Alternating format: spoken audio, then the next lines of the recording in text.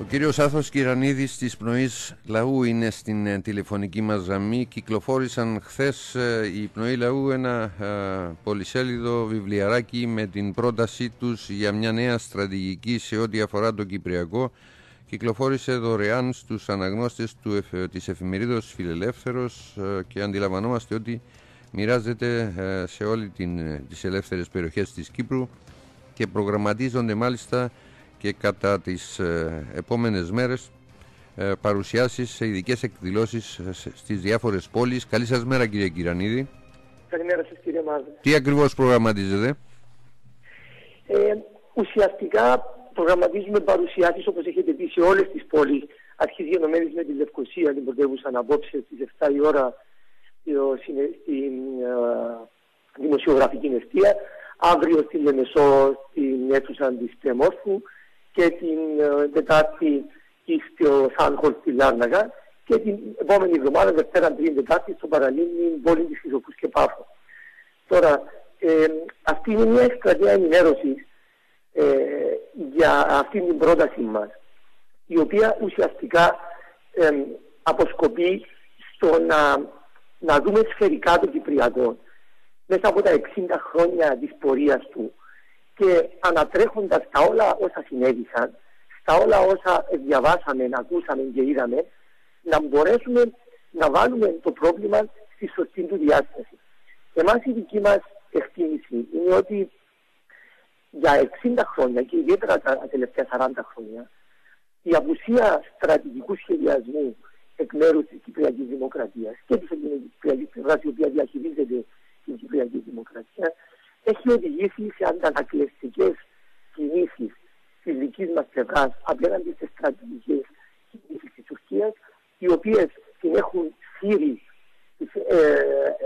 σε ολέθρια λάθη, μέγιστον των οποίων βέβαια είναι η αποδοχή της Διζωνικής Δικοινοτικής Ομοσπονδίας. Αυτή όμως η οποιαδήποτε πρόταση νέας στρατηγικής η οποία ξεφεύγει από την Διζωνική Δικοινοτική Ομοσπονδία προφανώς συναντά γρανιτένιο τείχος άρνησης από τα μεγάλα κόμματα που υποστηρίζουν ότι δεν υπάρχει άλλος δρόμος για λύση του Κυπριακού παρά μόνο η Διζωνική Δικοινοτική Ομοσπονδία, και ταυτόχρονα λένε τα ίδια κόμματα αυτά, ο Δημοκρατικός Συναγερμός και το ΑΚΕΛ, ότι όσοι έχουν αντιρρήσεις ως προς την λύση της Διζωνικής Δικοινοτικής Ομοσπονδίας στην πράξη υποσκάπτουν την πορεία λύσης του Κυπριακού αφενός και από την άλλη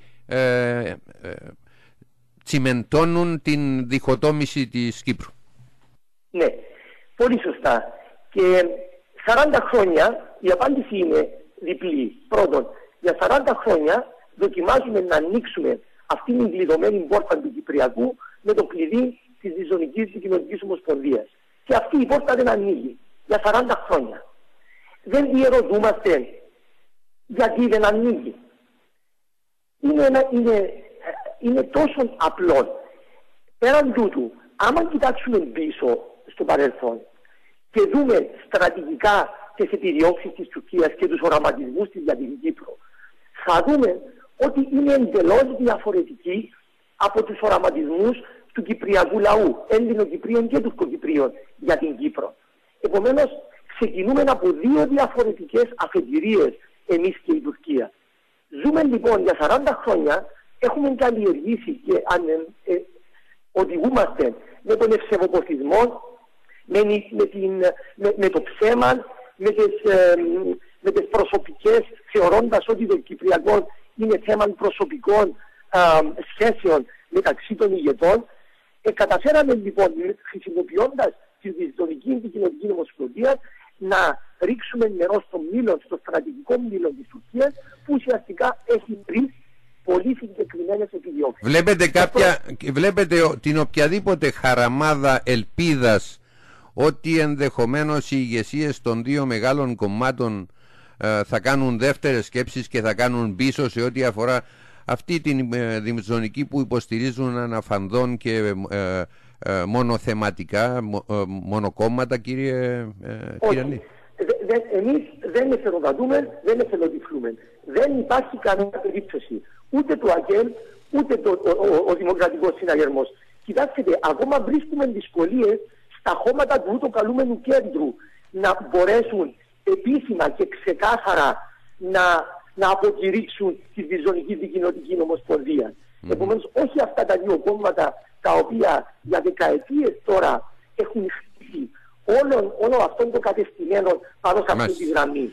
Επομένως, η μόνη ελπίδα, και αυτό το λέμε στο σχέδιο, μέσα στις προτάσεις μας, και λέμε ότι το μεγαλύτερο πρόβλημα για την αλλαγή πορείας δεν είναι ούτε η αντιδράση της Τουρκίας, ούτε της Αγγλίας, ούτε του διεθνούς παράγοντα.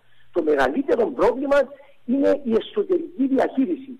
Το ότι υπάρχει έναν κατεστημένο εδώ, το οποίο έχει αναλυωθεί μέσα σε ένα συγκεκριμένο τρόπο σκέψης, είναι εχμάλωτο του παρελθόντος.